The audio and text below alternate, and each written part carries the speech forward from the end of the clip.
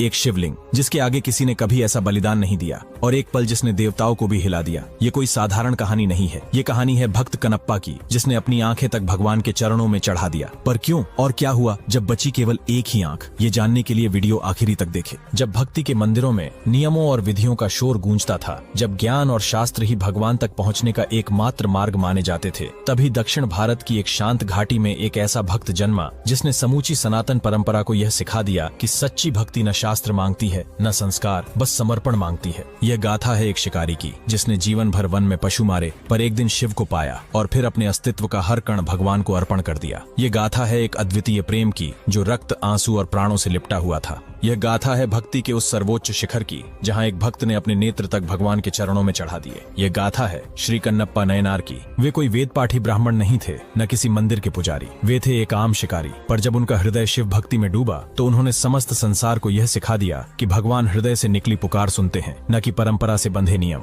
जब विद्वान पंडित हतप्रभ खड़े रहे, तब कन्नप्पा ने जो किया वह साक्षात शिव को भी व्याकुल कर गया। कन्नप्पा नयनार ने कभी भी पवित्र ग्रंथों का अध्ययन नहीं किया था, फिर भी उनकी भक्ति का गुणगान कई पवित्र ग्रंथों में किया गया है। उन्हें शिकार करने और मारने का प्रशिक्षण मिला था, लेकिन अपने भगवान के प्रति उनका प्रेम अद्वितीय था। सुंदरार, मणिकवचकर, नक्कीरर और कई अन्य महान भक्तों और विद्वानों ने इस साधारण शिकारी की सरल और विशिष्ट भक्ति की प्रशंसा की। उस दिव्य प्रेम को जिसे उन्होंने भगवान शिव के प्रति व्यक्त किया, शब्दों में वर्णन करना कठिन था, और उसकी कल्पना मात्र से ही भक्ति के उच्च स्तर तक पहुंचा जा सकता है। कन्नप्पा, जिन्होंने परम ज्ञान में निपुणता प्राप्त की, पोथप्पी नाडु राज्य के उडुप्पुर गांव के निवासी थे। यह गांव सुंदर पहाड़ियों से घिरा हुआ था और प्रकृति ने इस भूमि को हरे भरे जंगलों से समृद्ध किया था। गांव में शिकारियों का राज था और चारों ओर शिकार किए गए जानवरों की दुर्गंध और जाल की छवि फैली हुई थी। शिकारियों की आवाजें, इसे मार डालो, इसे पत्थर मारो, इसे चाकू मारो, जंगल की गूंज बन चुकी थी। हिरणों के नाचने और झरनों की तेज आवाजें भी इन आवाजों के साथ मिल जाती थीं। शिकारी अपने इलाके में बाकी लोगों को लूटने में कोई कसर नहीं छोड़ते थे,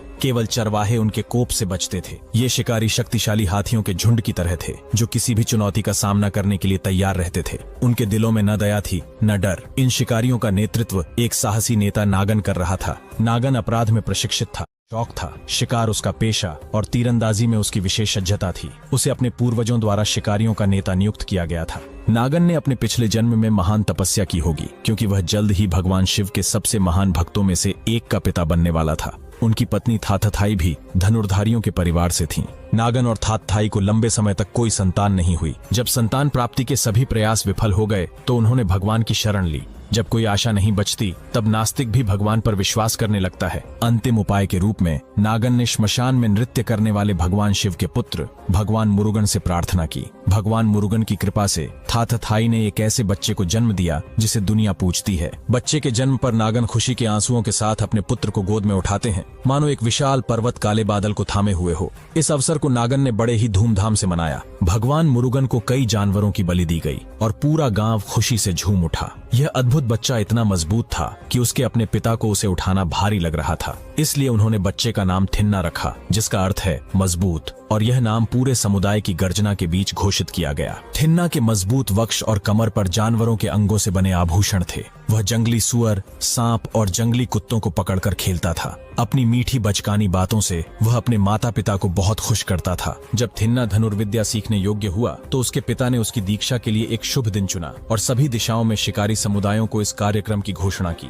शिकारी भारी संख्या में आए और अपने साथ बहुत सारे उपहार लेकर आए। उत्सव में कई जानवरों की बलि दी गई और थिन्ना के धनुष की पूजा की गई। वह धनुष, जो पूरे ब्रह्मांड को पोषण देने वाले सर्वशक्तिमान शिव के लिए मांस की भेंट चढ़ाने का सौभाग्य प्राप्त करने वाला था। नागन ने पूरे उत्सव के दौरान भव्य दावतों का आयोजन किया था। 7वें दिन जब सूर्य अपने चरम पर था, तब युवा थिन्ना को धनुष और तीर सौंपा गया। उसने इस कला को जल्दी ही सीख लिया, जो उसके पूर्वजों का पारंपरिक पेशा भी था। इस तरह अर्धचंद्र की तरह बढ़ता हुआ थिन्ना 16 वर्ष की आयु तक पहुंच गया। इस बीच नागन बूढ़ा हो चुका था और अपने लोगों का नेतृत्व करने की जिम्मेदारी निभाने में असमर्थ था। जंगल में हाथियों, हिरणों और बाघों की संख्या लगातार बढ़ रही थी। शिकारी आए और उन्होंने नागन से कहा कि शिकार में अब बहुत समय लगने लगा है। नागन ने उनके साथ जाने में असमर्थता जताई और अपने बेटे थिन्ना को उनके साथ ले जाने का आदेश दिया। हालांकि शिकारी अपने नेता के साथ न जा पाने से उदास थे, लेकिन थिन्ना के नेतृत्व ने उनमें एक नया उत्साह भर दिया। थिन्ना के शिकार से पहले नागन ने जंगल के देवताओं को प्रसन्न करने के लिए एक दैवज्ञ को बुलाया। उसके बाद नागन ने थिन्ना से अपनी वृद्धावस्था के कारण नेतृत्व से सेवानिवृत्त होने के अपने निर्णय की जानकारी दी। उसने थिन्ना को अपने लोगों का नेतृत्व करने और उन्हें समृद्धि की ओर ले जाने के लिए कहा। उस दिन थिन्ना अपने शिकारी दल के साथ निकल पड़ा। धनुष और बाणों से लैस वह किसी महान योद्धा की तरह लग रहा था। उसके धनुष की टंकार से जानवर चारों दिशाओं में भाग खड़े हुए। शिकारी दल अपने भयानक हथियारों के साथ उनके पीछे दौड़ा, जबकि अन्य शिकारी दल जानवरों की गतिविधियों की जानकारी देते हुए आगे रहे। शिकारी जानवरों को घेरने और फंदे में फंसाने में कुशलता दिखा रहे थे। थिन्ना कुछ शिकारियों के साथ जंगल में और आगे बढ़ गया। उन्होंने एक जंगली सुअर देखा जो जाल तोड़कर भाग निकला था। सुअर ने उन्हें चकमा देते हुए पहाड़ी की ओर भाग निकला, जो पवित्र श्री कालहस्ती पहाड़ी थी, जहां भगवान शिव की एक मकड़ी, सांप और हाथी द्वारा पूजा की जाती थी। आखिरकार सुअर एक पेड़ के नीचे रुक गया। थिन्ना ने आगे बढ़कर अपने छोटे खंजर से उसे मार डाला और कदन से सुअर को पकाने के लिए कहा। थिन्ना जंगल की ओर आगे बढ़ा तो उसे एक अजीब सा एहसास हुआ। उसने भगवान शिव की ओर अपना पहला कदम बढ़ाया, जो अपने भक्तों के प्रेम के लिए समर्पित थे। थिन्ना के प्रारंभिक जीवन के बाद उसकी पिछले जन्मों की तपस्या का फल उसे मिलने वाला था और उसकी शिव में रुचि बढ़ती गई। पहाड़ी की ओर बढ़ते उसके हर कदम के साथ उसकी रुचि स्नेह में बदलने लगी। इससे पहले कि वह उस भगवान को देख पाता जो दिलों को चुरा लेते हैं, भगवान ने उसके जन्म का कारण, उसके पेशे से उसका संबंध और उसके सभी बंधनों को तोड़ दिया। थिन्ना पहली बार भगवान शिव को देखा। उसने अपनी आंखों से भगवान शिव के उस अद्भुत दृश्य को अपने मन में बसा लिया। उसका हृदय प्रेम से उमड़ रहा था और वह अपने आप पर नियंत्रण खो बैठा। प्रेम से ओतप्रोत होकर वह भगवान की ओर दौड़ा और उन्हें गले लगाकर चूमा।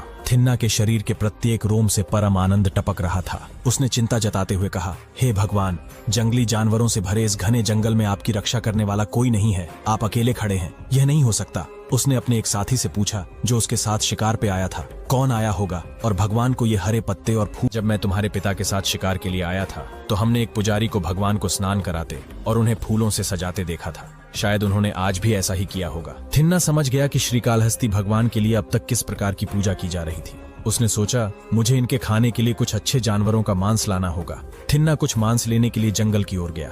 थिन्ना के हृदय से अन्य चीजों की इच्छा जल गई और केवल भगवान शिव के लिए प्रेम जागृत हो गया। वह स्वर्णमुखी नदी के तट पर गया, जहां उसके साथी सुअर का मांस पका रहा था। उन्होंने जिस सुअर का शिकार किया था वह अच्छी तरह से खाने के लिए तैयार था। थिन्ना ने सुअर के शरीर के प्रत्येक हिस्से को छक कर सबसे अच्छे मांस को चुना और उन्हें एक पत्ते के कटोरे में एकत्र किया। उसके साथियों ने सोचा कि थिन्ना पागल हो गया है और उन्होंने आपस में कहा। उसने मांस के सबसे अच्छे हिस्से को छका, लेकिन उसे खाया नहीं, बल्कि उसे एक पत्ते पर इकट्ठा कर लिया। वह निश्चित रूप से भूखा होगा। न तो वह तैयार किया हुआ खाना खाया और न ही हमें खाने दिया। चलो हम उसके पिता और सभी लोगों को बुलाकर पता लगाएं कि उसे क्या हुआ है। थिन्ना को इस बात की बिल्कुल भी परवाह नहीं था कि उसके आसपास क्या हो रहा है। उसने एक सुंदर फूल लेकर अपने बालों में लगाया, भगवान शिव का अभिषेक करने के लिए नदी का पानी मुंह में लिया और अपने हाथ में मांस के टुकड़े लेकर भगवान शिव की ओर चल दिया। वह इस चिंता में पहाड़ी की चोटी पर पहुंचा कि भगवान बहुत भूखे होंगे। उसने भगवान शिव के सिर से पुराने फूल हटाए, फिर अपने मुंह से पवित्र जल से उन्हें नहलाया और अपने बालों में लगाए हुए फूलों से भगवान का श्रृंगार कर शिव को प्रणाम किया और अपने साथ लाए गए सावधानी से चुने हुए भोजन को उन्हें अर्पित किया। फिर भी वह संतुष्ट नहीं था।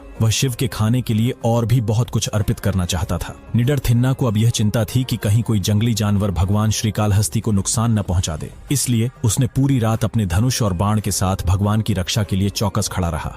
थिन्ना को हमेशा उस व्यक्ति के रूप में याद किया जाएगा जिसने उस भगवान की रक्षा की जो इस सृष्टि की निरंतर रक्षा करते हैं। जब सूरज अगली सुबह जल्दी उग आया तो थिन्ना ने भगवान को प्रणाम किया और उनकी भोजन की खोज में निकल पड़ा। उसी समय नियमित भक्त शिवगोचार्य, जो शास्त्रों के अनुसार उस पहाड़ी पर भगवान की पूजा करते थे, अपनी दैनिक पूजा के लिए पहुंचे। वहां बिखरी हड्डियां और मांस देखकर वे हैरान हो गए और डर के मारे चिल्ला पड़े, यह तो उन भयानक शिकारियों का काम होगा। उन्होंने वेदी को ठीक से साफ किया और फिर नदी में स्नान किया। शास्त्रों के अनुसार निषिद्ध वस्तुएं वेदी पर रखी गई थीं, इसलिए उन्होंने उस स्थान को फिर से पवित्र किया और भगवान का अभिषेक करने, दीप जलाने और उनका नाम जपने की अपनी नियमित पूजा शुरू की। उन्होंने कई बार भगवान के सामने साष्टांग प्रणाम किया और फिर अपने आश्रम लौट आए। थिन्ना ने शिकार के दौरान हिरण, जंगली सुअर और अन्य जानवरों का शिकार किया जब तक सूरज आकाश में नहीं चढ़ाया। फिर उसने जंगल से लकड़ियां इकट्ठी की और मांस पकाई। उसने उन सभी चीजों को बड़ी सावधानी से छका जो उसने चुनी थी, ताकि यह सुनिश्चित किया जा सके कि भगवान को केवल सबसे उत्तम भोग ही अर्पित किया जाए। पिछले दिन जैसे ही उसने भगवान की पूजा के लिए सभी सामग्री एकत्र की, वह इन सबको भगवान के लिए सर्वोत्तम भेंट के रूप में अर्पित करने गया, क्योंकि भगवान के प्रति उसका प्रेम ही सबसे बड़ी भेंट थी। फिर से जैसे पिछले दिन उसने रश्मि द्वारा चढ़ाए गए फूलों को हटाया और मांस भगवान को खाने के लिए चढ़ाया। इस बार उसने भगवान को विशेष रूप से स्वादिष्ट हिरण का मांस अर्पित किया। जैसे बलि के अनुष्ठानों में अग्नि में डाला गया घी देवताओं को भोग लगता है, वैसे ही थिन्ना द्वारा छका गया भोजन भगवान को भोग के रूप में अर्पित हुआ। रात में वह सोता नहीं था ताकि अपने प्रिय भगवान की रक्षा कर सके। यह दिन प्रतिदिन चलता रहा।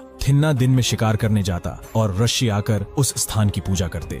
थिन्ना के साथ ही उसके पिता और अन्य लोगों को यह समझाने के लिए लाए कि वह वापस घर लौट आए, लेकिन वे उसे मना नहीं पाए। इस दुनिया की कोई भी ताकत उसे भगवान के चरणों से दूर नहीं कर सकती थी। उसने अस्थायी सुखों की बजाय दिव्य आनंद को चुना। जहाँ थिन्ना ने देवताओं के स्वामी की पूजा उस प्रकार की जिस तरह से वे जानते थे, शिवगोचार्य को यह समस्या लगी और समाधान के लिए वे परेशान हो गए। उन्होंने भगवान से प्रार्थना की कि वह उस व्यक्ति को प्रकट करें जो प्रतिदिन उस स्थान को अपवित्र कर रहा था। भगवान शिव ने ऋषि के सपने में आकर कहा, उसे बुरा मत समझो, उसका रूप प्रेम से भरा है, उसका मन मेरे बारे में सोचता है और उसके कार्य मुझे प्रसन्न करते हैं। जो जल वह मुझ पर थूकता है वह गंगा के जल से भी पवित्र है, और जो फूल वह मेरे चरणों में अर्पित करता है वे देवताओं द्वारा चढ़ाए गए फूलों से अधिक पवित्र हैं। उसके सारे कार्य शुद्ध प्रेम से होते हैं। यदि आप कल मंदिर में छिपकर देखेंगे तो आप भक्ति के इस उच्चतम रूप को देख सकेंगे। यह सुनकर ऋषि रात भर न सो सके, भय और आश्चर्य की मिश्रित भावनाओं से घिरे हुए। अगले दिन सूर्योदय होते ही वे अपने आश्रम से निकल पड़े। उन्होंने स्वर्णमुखी में स्नान किया और भगवान श्री कालहस्तीश्वर की पूजा की,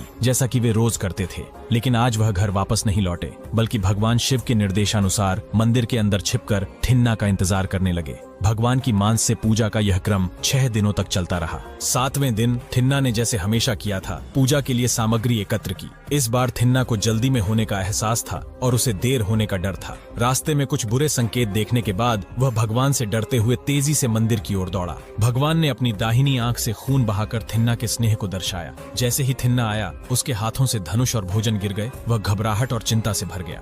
भगवान शिव की आंख से खून बहता देख वह घबरा गया। उसने शिवलिंग की ओर दौड़कर खून पहुंचने की कोशिश की, लेकिन खून बहना बंद नहीं हुआ। वह जंगल से जड़ी बूटी लेकर आया और शिवलिंग के आंख पर लगाया, परंतु कोई फर्क नहीं पड़ा। यदि यह सचमुच का घाव होता तो अब तक ठीक होने के संकेत दिखने लगते, लेकिन शिव की छुपाने का तरीका था। छोटी चीज एक बड़ी बात को छुपा रही थी। वह सोच रहा था कि शिवलिंग की आंख के घाव का इलाज कैसे करें। तभी उसे एक पुरानी कहावत याद आई, आंख के बदले आंख। उसने तुरंत अपना तीर उठाया और अपनी आंख निकालकर भगवान की बहती आंख में लगा दी। उसकी खुशी का ठिकाना न था, क्योंकि उसके इस काम से खून रुक गया था। जब उनकी एक आंख से खून बहना बंद हुआ तो दूसरी आंख से खून बहने लगा। थिन्ना क्षण भर के लिए स्तब्ध रह गए और उन्होंने स्वयं से कहा, मुझे इसकी दवा पता है, मेरे पास एक और आंख है, इससे यह ठीक हो जाएंगे। लेकिन जब वह अपनी दूसरी आंख निकालने वाला था तो उन्होंने भगवान की आंख पर इसे ठीक से रखने के लिए अपने पैर शिवलिंग की आंख के पास रखा, क्योंकि एक बार जब वह अपनी दूसरी आंख भी खो देता तो वे पूरी तरह दृष्टिहीन हो जाता। जैसे ही थिन्ना अपनी दूसरी आंख निकालने के लिए तीर उठाया तो भगवान शिव इस महान कार्य को सहन नहीं कर सके।